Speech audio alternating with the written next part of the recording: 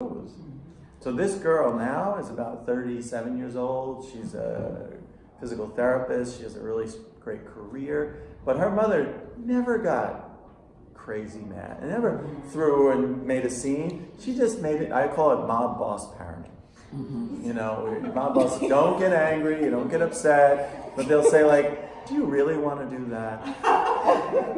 You can, but think about it, you know. I'm just talking now randomly, but thinking about the culture you're setting. Do you have dinner together? Do you not? When do you talk? I just rebooted breakfast with one of my kids once a week. Sunday mornings, we go to breakfast. You know, I have to constantly. It doesn't come naturally. You know, you have to make these choices. I don't want to go to breakfast most mornings with, you know, but I'm always glad I did. So that I'm also modeling for her. You know, we had a big crisis yesterday. Jeez, man, I had to do this big interview, and they were calling in, and then my daughter didn't want to go to school, and it went on for an hour until finally she left. And I won't tell you all the details, but I had the tracker. Do you guys use a tracker? Yes. And I watched her go right to her school on my phone. But the impulse to punish, to shame, to scream was so here, you know, it was just here. And that may have got the job done, but it would have damaged our relationship down the line. So as a parent, often the first impulse is the wrong impulse. You know, you have to catch yourself and regroup. So anyway, I don't know how we even got here. So how do we talk to our children when they come in, is what we're asking. If we can't say examples, we can't say, but I get about 2 or 3 sentences, and we're driving in the car, and my son goes, I can walk home from here, and I'm going to get out of the car. We have a great relationship, but he's like, like he tells me, that's it, I better start talking about whatever. Yeah, absolutely, he's right.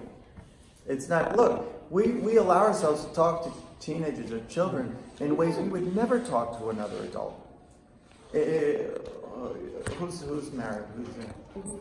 You're married? I'm married. Yeah. I'm pick you. Okay. All right. So if I said to you, and you have a husband? Yes. I gotta make sure about that. Yeah, okay. Yeah, So if I said to you, why did you marry that man? And why isn't he making more money? And what are you thinking? And I don't approve of the way he talks to you. You know, like, how long would this friendship last? Right. But yet with our own kids, because we birthed them or they're an extension of us, we talk to them in ways we shouldn't.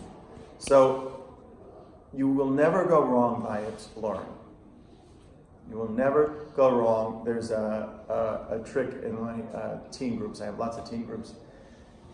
There's something called like a self-oriented question, like, what were you thinking when you said that? That drives anxiety through the roof. Yeah, because I don't know they don't what, know. and now I'm gonna lie because I feel foolish, and then I'm thinking, what do you want to hear?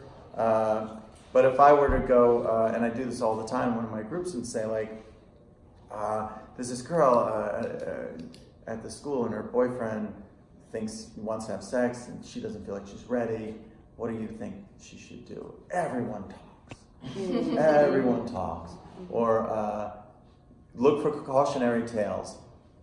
And you know, there's always, every year, there's an overdose, there's a death, there's a suicide. It's like, or something happens in the paper.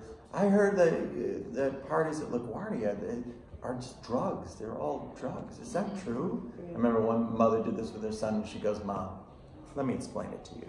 And he told her everything. You know, so if you explore or take that position of sort of curiosity or question, they will really open up to you.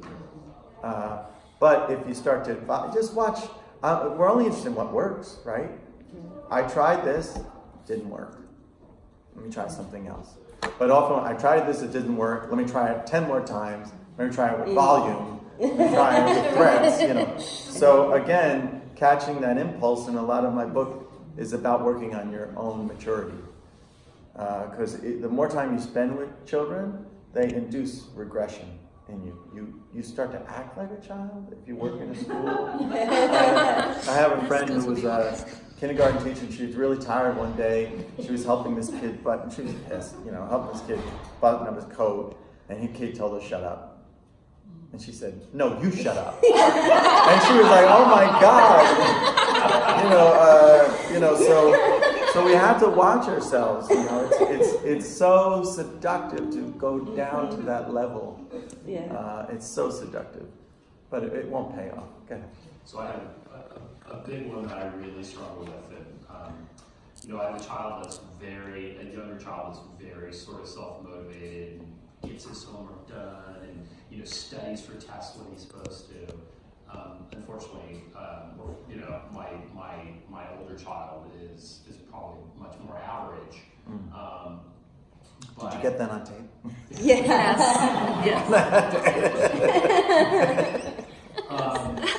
And we struggle with trying to motivate them, right, and try to get them to maybe achieve more than they're willing to do or want to do, or all those other things. And it feels like we're hitting our head against the wall. For sure.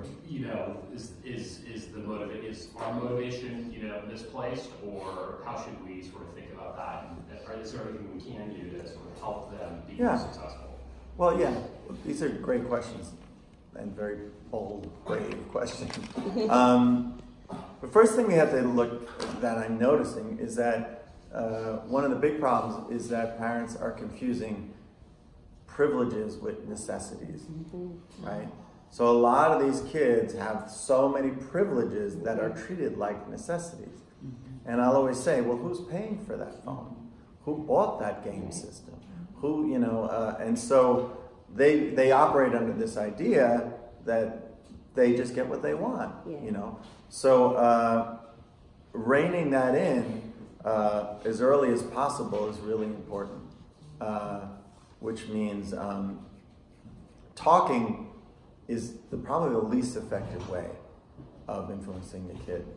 Because they'll talk to you in circles. They'll wear you down, and they will win. They have more energy. So I remember arguing over the phone, right? Yeah. Oh God, the phones. Yeah. The phones. So boring. People pay me a lot of money to come and argue about phones in my office. Yeah. Wow. But I remember I was in the same boat. One daughter. Oh, wow, should I say this? One daughter managed the phone pretty well. The golden rule is if you have a lot going on, the phone is just part of what you do. Like you're in a band or you do art, the phone is just part. If you don't have a lot going on, the phone is everything. So my younger daughter really struggled, and I was like, worst parent decision ever. I should not have gotten that goddamn phone. So after arguing and fighting one day, she woke up, without any notice, the little zombie fingers reaching right for the phone first, and it was a flip phone. Oh, wow, yeah. She must have been She upset. came into the living room, she was like, what's this? I said, it's your phone. What happened to my iPhone? I said, well, we're going to need, you're going to have to earn that back. With grades, with curfew, you can earn it back. I completely have faith in you that you can earn it back. But until that happens, this is. And when the kids in my groups, when they come in with a flip phone, they call it the phone of shame. Yeah. They take it out and they're like, but I had to regroup. As a parent, you're always doing that. Like, that was a bad decision. How can I get out of this? So that's just one example.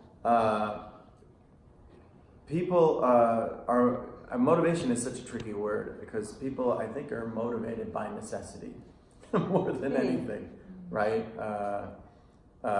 If you had bad parents, right? If you had parents that just were not doing a great job, you were launched into the world. I mean, I was out by 20. I was out. I moved out. It was like I was counting down the time, So in a way, that situation caused me to mature quicker and move forward. What we're seeing now is that kids are so comfortable and so rewarded, and so I have the second largest population of kids I see, kids are college students who fail their first semester. And what happens is the parents provided this wonderful scaffold that in no way prepared them for life. So when the kids go to school, they don't know how to do laundry, they don't know how to balance and manage their money. They play games all night because they never had limits on that, you know.